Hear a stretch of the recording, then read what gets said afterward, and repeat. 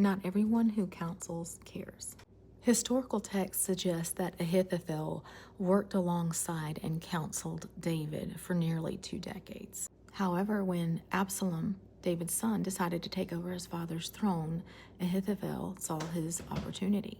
Ahithophel flipped and became counselor and co-conspirator to Absalom, and this grieved David to the point of weeping. What most people don't understand about this story is that Ahithophel was actually the grandfather of Bathsheba. And some people allude to the fact that there may have been some long-standing resentment on Ahithophel's part because of what David had done to his granddaughter Bathsheba and her husband Uriah.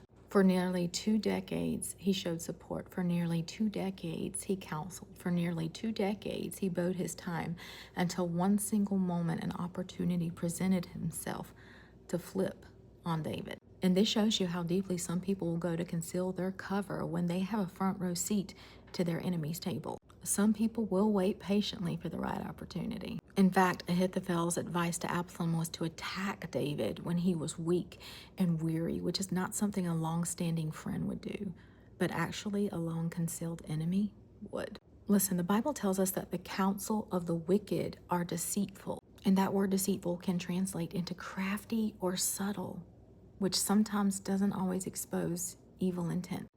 Wicked people's counsel is often derived from their own self-interests or benefits.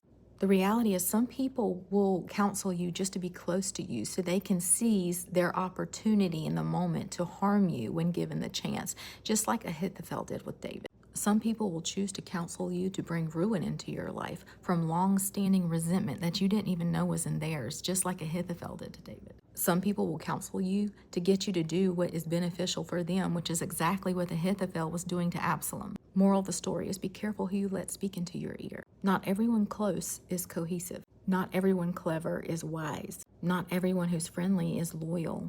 And not everyone who counsels you is doing it for your benefit. Even the devil whispers in people's ears things that seem or appear to be good.